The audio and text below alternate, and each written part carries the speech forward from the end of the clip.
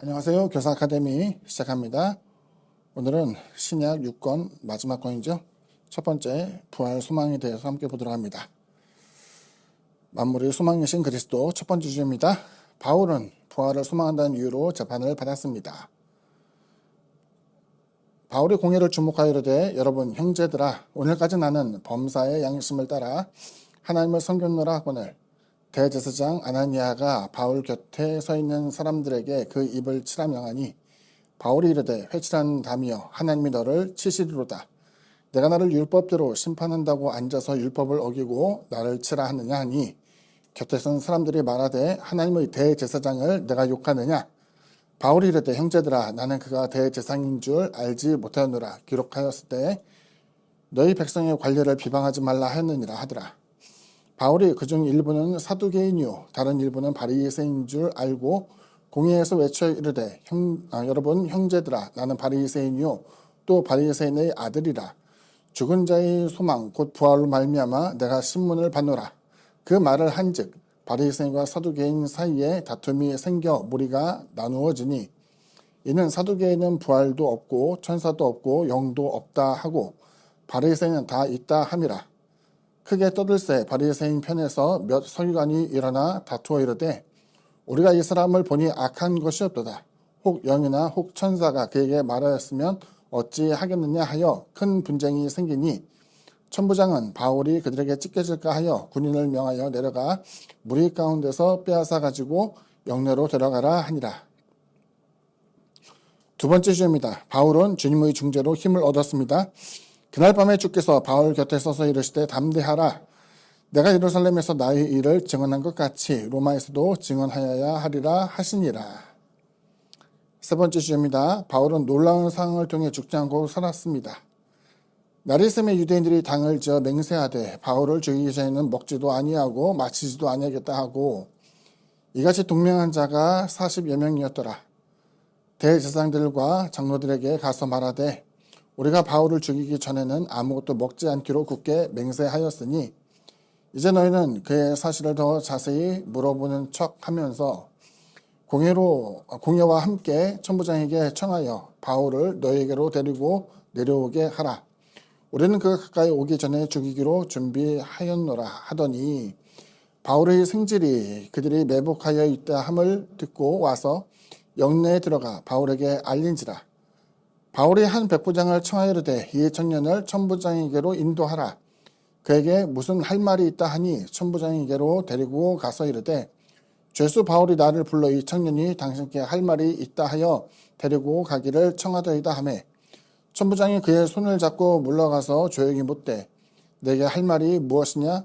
대답하되 유대인들이 공모하기를 그들이 바울에 대하여 더 자세한 것을 묻기 위함이라 하고 내일 그를 데리고 공회로 내려오기를 당신께 청하자 하였으니 당신 그들의 청함을 따르지 마옵소서. 그들 중에서 바울을 죽이기 전에는 먹지도 않고 마시지도 않기로 맹세한 자 40여 명이 그를 죽이려고 숨어서 지금 다 준비하고 당신의 허락만 기다리나이다 하니 이에 천부장이 청년을 보내며 경계하되 이 일을 내게 알렸다고 아무에게도 이르지 말라 하고 백부장 둘을 불러 이르되 밤 제3시에 가이사라까지 갈 보병 200명과 기병 70명과 창병 200명을 준비하라 하고 또 바울을 태워 총독 벨릭스에게로 무사히 보내기 위하여 짐승을 준비하라 명하며.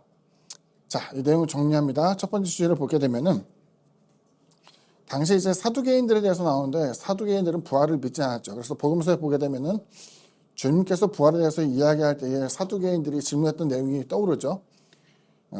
결혼한 사람이 있었고 그 남편이 죽게 되어서 동생이 형수와 또 결혼하게 되는 당시에는 형수 수치 제도가 있었는데 이것은 재산권에 대한 행사를 위하여서 반드시 후손을 남게 되는 경우 그와 같은 일이 일어났다고 해요. 5차례나 그와 같이 결혼을 했을 때에 그러면 이 사람은 죽고 난 다음에 과연 누구의 아내가 되겠습니까? 라고 물어본 것을 우리가 떠올릴 수 있죠. 주님께서는 부활에 대해서 이제 이야기했지만 부활한 이후에는 천사와 같을 것을 이야기하면서 독립된 영혼으로서 또 독립된 사람으로서 존재하지 누구에게 속한 그와 같은 것과는 다르다라는 것을 이야기하였습니다. 그래서 이제 사두개인이라고 이야기하면 우리가 사두개인 하면 어감이 어떻게 들릴까 잘 모르겠는데 원래 뿌리를 보면 이제 사독 제사장의 후계로서 이어진다라고 이야기해요. 다시 말하면 당시 제사장 같은 경우는 레위 지파에 속해 있는 사람들이었고 더군다나 사독이라는 제사장을 통해서 이어졌다고 한다면은 대대적으로 왕권과 지근거리에 있는 엘리트 그 계층에 속하였던 사람들인 것을 우리가 생각해 볼 수 있죠. 그럼 바리새인들은 그럼 어떤 사람이냐 봤더니 바리새인들은 레위 지파에 속하지 않았어요. 특히 우리가 알고 있는 사도 바울 같은 경우도 베냐민 지파에 속해 있다는 것을 우리가 생각해 본다고 한다면은 레위 지파에 속해 있는 정통 그 제사장의 가문과는 좀 다르겠지만은 부활을 믿고 있었고 천사와 영에 대한 존재도 믿고 있고 무엇보다도 그들은 다른 사람보다 훨씬 더 엄격한 율법 교육과 행동을 통해 가지고 사람들에게 존중을 받고 있었죠. 그런데 이걸 보게 되면 사도 바울 선생이 붙잡히게 됐을 때는 그리스도 예수를 믿는 도로 인하여서 마치 오늘날에 있어서 이단에 속한 자와 같이 붙잡혀서 고통을 당하게 되는 지경이 되었는데 바울이 보았을 때는 그 지도자층 가운데에 더러는 사두개인 그리고 바리새인 서로 사이는 좋지 않았어요. 그때 자신이 분명하게 부활과 영적 세계에 대한 것을 인정한다라는 것을 이야기할 때 그것이 큰 갈등이 일어나게 되고 그러자 바울과 함께 바리새인의 편에 서 있던 사람들이 크게 동요되면서 바울에게 죄가 없다라고 이제 선언을 하게 되죠. 아무튼 같은 분쟁으로 인하여서 바울을 정죄하려고 했던 사람들의 목적은 이제 와해가 된 것으로 보입니다. 두 번째 내용 보면은 주님의 인재를 통해서 바울 스스로가 로마로 가야 한다는 사명을 알게 돼요. 뒤에 보면 또 나옵니다만은 그와 같은 재판의 과정을 통해 가지고 바울은 그와 같은 고난 혹은 순교에 대한 결정을 비껴나갈 수 있는 길이 여러 가지가 있었겠지만은 아마도 이 대목에서 주님께서 바울을 로마로 보내어서 거기서도 증언해야 된다는 것을 알게 해줬을 때에 바울은 도피할 수 있는 여러 가지 환경 가운데서도 도피하지 않고 묵묵히 로마로 향하게 되었어요. 주님의 일을 하거나 혹은 우리가 교사 혹은 아이들을 가르치는 그 과정에 있어서 종종 우리는 실패 내지는 내가 원하는 결과가 되지 않을 가능성이 있다는 것을 뻔히 알면서도 묵묵히 그 같은 일을 해야만 하는 경우가 종종 있어요. 어감에 따라 다릅니다만 하나님께서 정하신 일, 하나님께서 우리에게 명하신 것이라고 해서 늘 성공과 보람된 것이 보장되어 있는 것이 아니라 썩어지는 미랄처럼 어떤 경우에는 내가 호소하고 애쓰는 것이 처음에는 이루어지지 않고 하지만 그 이루어지지 못하는 과정에서도 깨어지는 역할을 통해서 또 다른 사람에게 경각심을 주거나 혹은 계속 그 일을 할 수 있도록 도와주게 되는 사명을 받을 수 있다는 것을 우리가 생각하게 되죠. 사도 바울 역시 자신의 성패 여부에 따라서 그 일을 행했던 것이 아니라 주님께서 자신을 로마로 보내기를 원한다는 것을 알게 되자 그가 그 같은 사명을 갖게 된 것을 보여주고 있죠. 우리도 어떤 일을 하게 될 때에 성패에 대한 것을 미리 짐작하면서 그 일에 대해서 때로는 탐탁치 않게 여기는 경우가 많이 있겠지만 그것 말고 진정성 있게 하나님께서 원하신다는 것을 알게 된다면은 이것이 내 편에서 바라보았을 때에 어떤 유익함에 있냐 없냐를 따지기보다는 하나님의 일을 하는 데 있어서 좀 더 적극적으로 움직여야 될 필요가 있다는 생각을 하게 됩니다.